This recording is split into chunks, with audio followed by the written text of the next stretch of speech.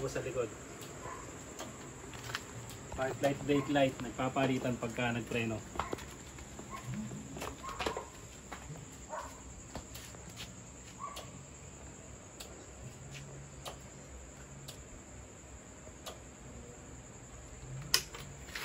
Kasayan, lalagay tayo ng park light, brake light sa Be careful when you drive. TMX 125. Ito meron na tayo sa XRM 110 ha. Ito may switch. Pwede may switch, pwedeng walang switch ha. Ayan. Park light niya kulay green. Pag nag-brake tayo, magiging red siya. Ito siya ha. Park light green. Pag nag-brake, magiging red. Meron na tayo sa Macho 175, Motorstar 125, saka TMX Supremo. Kaya naman dito tayo maglalagay sa TMX 125. Siya kasaya na yung paglalagay natin dito sa may tapat ng ating makina, sa may tornilyo. Kabilaan yan. Tapos dito sa may tornilyoan ng ating ng tapaludo. Yan, dito yung tigdalawa ring kabilaan. Ngayon ganito yung gagawin natin ha. Pwede kayong gumamit ng makapal, depende sa inyo ha. Ito para mas madaling butasin. Kailangan nyo lang dito na meron kayong screwdriver. Kailangan lakihin nyo yung butas nya.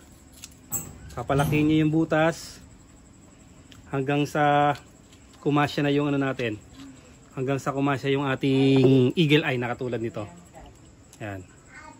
Magaan lang naman to. Yan yung pagkakasya na, may lalagay na natin yung ating ating eagle eye.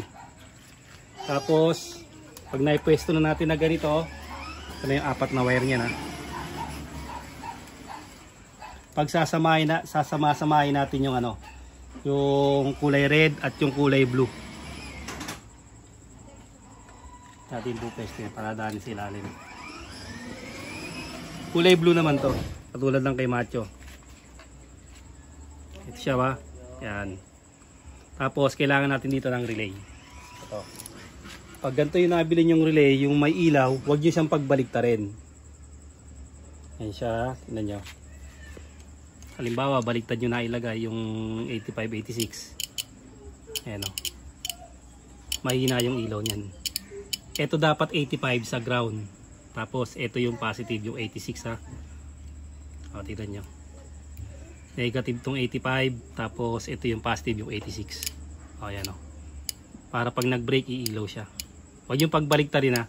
Kung walang ilaw, pwede magkabaliktaran yung 85-86 ng relay. Yan. Ipupwesto natin dito. Dito natin siya ipupwesto ha. Tapos isasama na rin natin sa kanya yung kanyang ground. Yan, para makuha na kagad natin yung ground. Dito siya nakalagay. Dahil nakapwesto na siya, etong 8 eagle eye, 8 din yung ground niya. Ang una natin gagawin dito, pagsamasamahin natin yung mga ground. Bali ang makukuha natin dito, 4 na ground na, yung kulay black. Yan. Pagsasama-samahin natin yung kulay black na yan. Yan yung ground. Tapos pwede yung ilagay sa solid green. Sa ganito, solid green. Pwede siyang ilagay ha. Tapos pwede rin sa body ground. Sa mga tornilyuan. Gagamit lang tayo ng eye terminal. Dito ganun din. Pwede nyo ilagay sa battery. Pwede nyo rin ilagay sa mga tornilyo. Yan. Eye terminal o sa kulay green na ganito. Solid green yung ground. 4.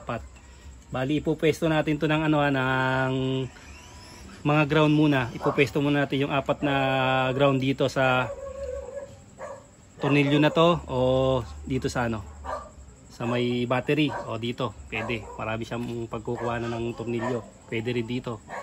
Yung negative. Ito dito na to ha. Dito o kaya dito. Tapos pwesto natin to dito kasama yung negative.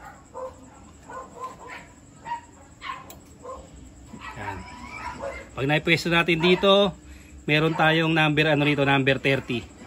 Ito yung number 30 natin sa dulo ha. Number 30. Hanapin niyo yung kulay brown o yung park light. Ito siya. Ayan o. Kulay brown o park light, diyan natin ilalagay yung number 30. Kulay brown o park light ha, number 30. Tapos, etong number 86, ilalagay natin sa green na may lining na yellow. Hanapin nyo rito yun ha, baka malito kayo. May lining yun na yellow. Yata siya. Pag nalilito kayo, gamitan nyo siya ng test light. Yung test light, lagay nyo lang sa ano, body ground. Tapos tusukin nyo. Yan, kailangan pag pumreno, iilaw siya. Yung ilaw. Dito pala tayo sa ano ha, sa negative yan ha. Baka walang ground, sa negative natin lalagay. Kailangan din green na may lining na yellow eh. Pag brake dapat iilaw siya. Ayan, ganyan ha. Brake, iilaw siya. Wala itang ground dito ha. Walang ground doon. Ay, meron din. Ayan, ito yung brake light natin ha. Ito naman, mabubuhay naman to pag tayo naman ay nag-park light. Pag binuksan natin yung ating ano, park light ha, dapat magkakailaw naman yan.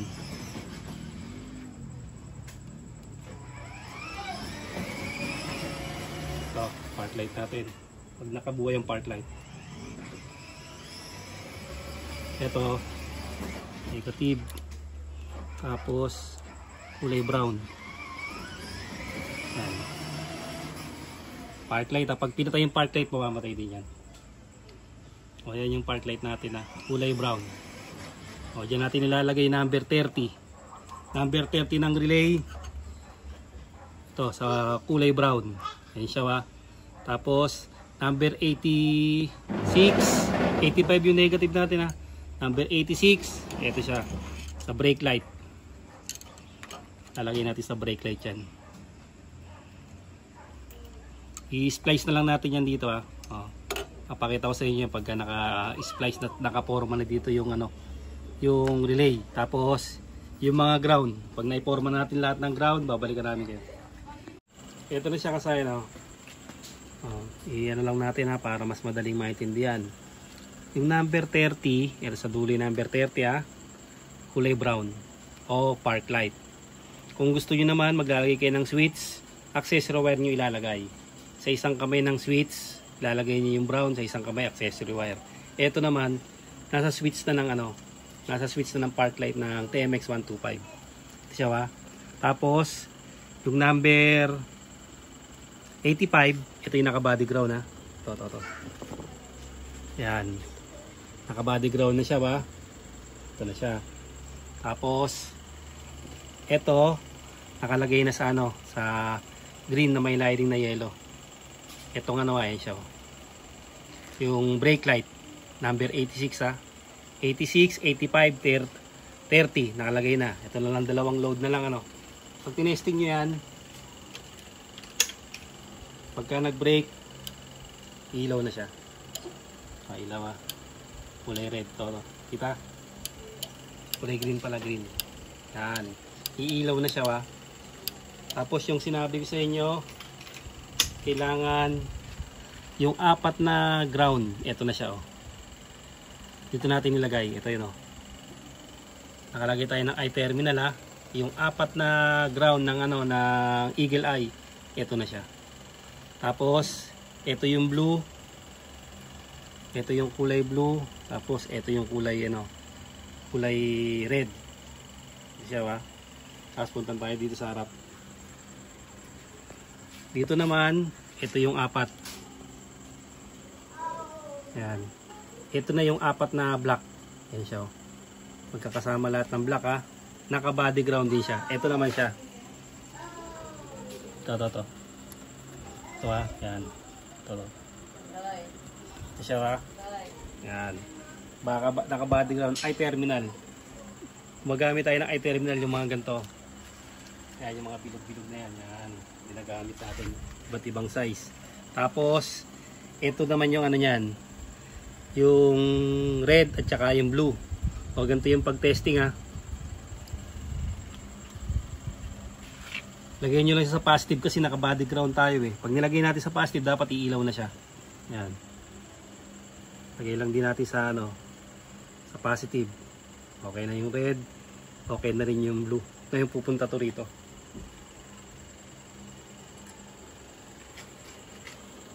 Pagpunta niyan dito, hahanapin niyan yung kulay ano. Ito, yung kulay nito ay blue. Pupunta rin siya sa kulay blue. Dito. Tapos tong red, pupunta rin sa red. Ganito siya ba? Tapos etong red na to yung brake light, dito yan sa may labas. Ito yung 87 na nasa labas. Dito natin siya ilalagay.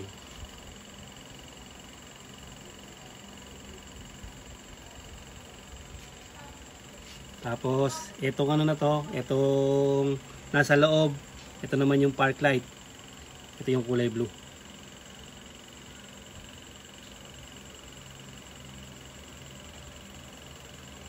Bali, ang nangyari dito, nagsama-sama lang siya.